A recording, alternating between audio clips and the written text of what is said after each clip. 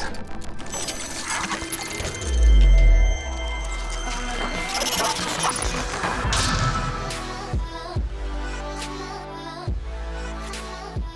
Welcome back, guys, to another Clash Royale video.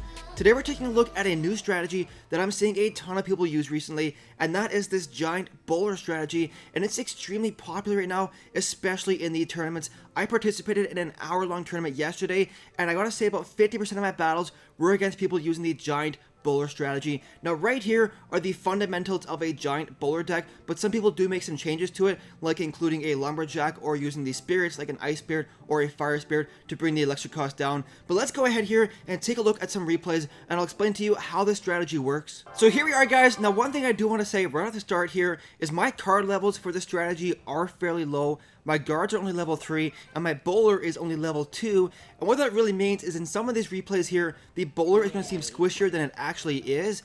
If you guys are lucky enough to have a level 4 bowler at tournament standards and are doing a tournament battle, the bowler is actually a beast and pretty tanky, but in some of these replays here, I have a level 2 bowler going up against level 10 and level 11 commons, so he does die a little bit quickly in these battles here, but like I said, he is a beast in the tournament standards. Now right here, dropping down the Zaspel, taking out those goblins, and using that mini P.E.K.K.A to take out the Hog Rider. Now one interesting thing about this deck is I don't actually have any defenses in it, like a cannon or an Inferno Tower, so I have nothing to distract Hog Riders, Giants, or Royal Giants, so I have to rely on using the mini P.E.K.K.A for those situations. And one of the great things with the bowler is he's actually extremely strong on defense because he can push back a lot of different types of troops. Now right here I'm in a little bit of trouble because my opponent has already cycled back to his Hog Rider, but I don't have my mini P.E.K.K.A available. And that just really comes down to having a bad starting hand. Ideally, you want to have the pump in your starting hand because the average elixir cost of this deck is pretty high, so you want to get multiple pumps down as early as you can in a battle, and that way in the double elixir period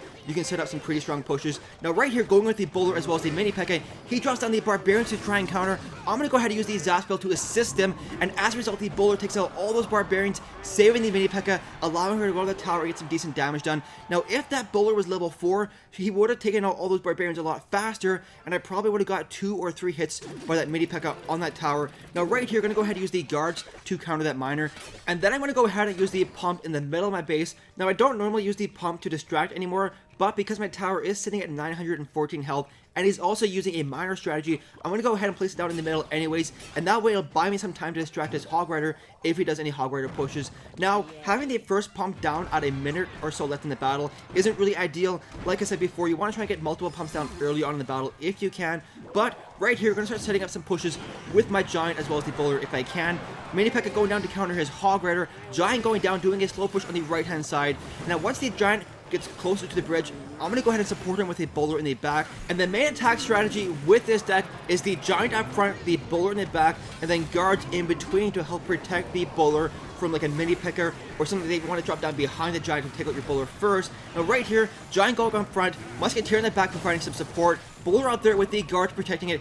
He's going to try and drop down some barbarians, but I do have the guards there to provide some support. But in the end, my level 2 bowler isn't enough to take out those level 10 barbarians as well as the crown tower and the level 2 princess. But I'm keeping the pressure on here with another Giant, forces spell going down to take out the princess, and he has no counters left for my Giant. So he's able to make his way all the way to the tower, getting a couple hits off. My opponent trying to sneak in a Hog Rider here, but I have the Musketeer as well as the guards there to take it out. And in the end, his tower is sitting at 200 health, so all I need to do is use another poison spell, and I will get the victory. He's coming in here with another miner drop. Now, I've noticed a huge difference ever since the miner nerf in my ability to counter the miner. So right there, mini P.E.K.K.A taking it out. Ice Wizard as well as some minions coming in, or some goblins, and the poison spell taking that tower all the way down to 7 health, and all I need to do is use a Zaspel, and I will be able to finish it off and give myself the 1 crown victory. Let's go ahead here to the next replay. So here we are, guys, facing off against a level 9. Now, even though he is a level 9, his card levels are actually pretty comparable to mine, given that I'm using a level 2 epic as the bowler. Now, right here, he's coming with the Hog Rider Spear Goblin push. Gonna go ahead and use the Zaspel to kill those Spear Goblins first, and then use the mini P.E.K.K.A to counter the Hog Rider. And the Hog Rider is only able to get 1 hit my tower, and I also have a mini P.E.K.K.A going back on a counter push, so definitely not too bad. Now, unfortunately, he has the Goblins as well as a level 2 Ice Wizard available to take out my push, so I'm not able to do any damage to the tower in that push.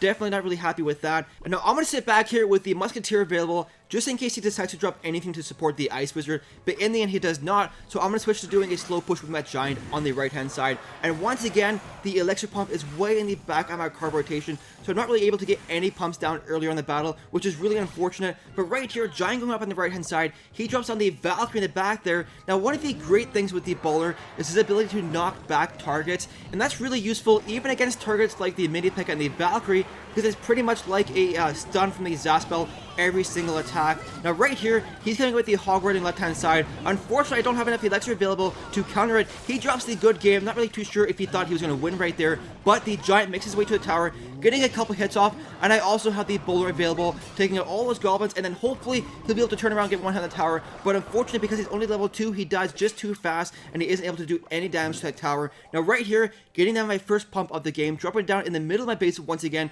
because I don't have any defenses in this deck. Now he's going to go ahead and use the Fireball, which is really unfortunate because he's just getting free damage on my tower, and he's also taking out my level 6 pump. So I'm going to sit back here and see if he does another attack, and then once I hit 10 Elixir, I'm going to go ahead and start doing a slow push on the right hand side with my Giant. Mini P.E.K.K.A going down to counter his Hog Rider, and the Hog Rider doesn't make it to my tower, so definitely a good decision there using that pump in the middle of my base. Gonna go ahead and use the Zaspel there to counter the Spear Goblins, and that's gonna allow the Mini P.E.K.K.A to make his way to the tower and force my opponent to use the Valkyrie to defend, which is perfect for me because that means my opponent spent another 4 Elixir on defense on the opposite lane. Now unfortunately here, none of my guards managed to make their way in front of the Giant, and as a result the Inferno Tower locks onto it. So that's kind of unfortunate. I was really hoping a couple of the guards would make their way in front of the Giant. So that was a bunch of Elixir invested there on a push. They didn't really do anything. Now right here, I'm going to go ahead and use the Mini P.E.K.K.A as well as the Zaspel once again to take out the Hog Rider. My tower there on the left hand side is getting awfully low, so I have to put on some immediate pressure here and force my opponent to spend all of his Elixir defending his tower. Giant going up there on the right hand side with the BOWLER in the back. Like I said, the ideal push with this strategy is the Giant up front, the BOWLER in the back, the guards in between, as well as the Musketeer for air support, and then the Poison Spell. Now that's a ton of Elixir, and that's why it's important to have the Elixir pumps down earlier on the battle. And thankfully this time, one of the guards managed to sneak in front of the Giant, protecting it from the Inferno Tower initially. Poison Spell doing work for me. BOWLER's back there doing some more work, taking out that Valkyrie. Got a second BOWLER down, taking out all those troops and also pushing them all back and stunning them. Giant doing decent work for me on that tower. My tower on the left hand side is still sitting at 400 health. 2 BOWLERs doing work on the right hand side, and finally that final hit lands, giving me the 1 crown victory. Let's go ahead to one final replay here. So here we are, guys. Now this battle was actually kind of funny because near the end of the battle my opponent ends up rage quitting, but I want to hear from you guys. Have you noticed a sharp increase in people using the Giant BOWLER strategy, particularly in tournaments? Like I said before, this level 2 BOWLER is a little bit squishy, so hopefully you have a higher level BOWLER like level 4, because at the tournament standards he's actually a beast and extremely tanky. Now right here, I want to start doing a push on the left hand lane with the Giant. Unfortunately, once again, I don't have the pump in my starting hand, so I'm forced to do a Giant push right off the bat.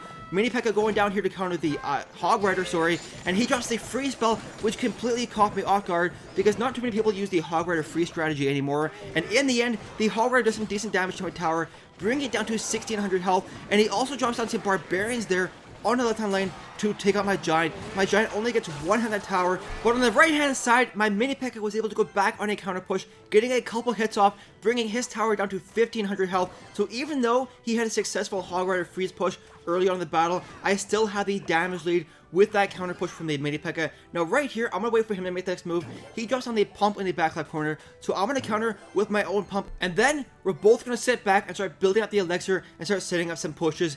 Now he drops the Witch on the back right corner there, a level 5 epic by the way. Now thankfully the BOWLER is one of the best counters to the Witch next to something like the Valkyrie, so I'm gonna start doing a slow push with my BOWLER there on the right hand side. Level 2 epic versus level 5 epic. He's coming with a Hog Rider, so I'm going to go ahead and space out my troops this time, knowing that my opponent has the free spell. And as a result, the Hog Rider only gets 1 hit on my tower, and my opponent also wasted 4 Elixir on that free spell. So right here, I have a decent counter push going on with the Mini P.E.K.K.A up front, the BOWLER in the back with the Musketeer as well. But unfortunately, my opponent drops down the Giant Skeleton, which is going to take out all of my support troops. But in the end, the Giant makes his way to the tower, poison spell going down, damaging all those barbarians as well as the tower, and the giant is able to do work for me, giving me the 1 crown lead with the poison spell finishing out the tower. With the giant bomb there killing my bowler, unfortunately, but the bowler managed to kill all the barbarians before he died. Now right there, he's setting up another witch musketeer push. Take a look at this bowler doing work for me, knocking back the hog rider, knocking back the witch, and also killing all the witch's skeletons.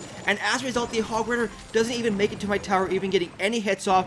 Thankfully, like I said, the bowler with the knockback effect coming in clutch for me. And at this point in the battle, my opponent actually rage quits. The text came up on the screen saying opponent left the battle. So I'm going to go ahead and go for the 3-crown victory, but I want to hear you guys' thoughts. What do you think of this giant bowler strategy? Have you been noticing a lot of people using it recently? I have. Like I said, I participated in a 1-hour-long tournament, and about 50% of my battles were against this giant bowler strategy, and I actually struggled a lot dealing with it, because I don't really have much experience countering the bowler. But anyways, guys, that's the end of the video. I really hope you enjoyed it. If you did, please don't forget to like and subscribe. Thank you so much for watching, and we'll see you in the next video.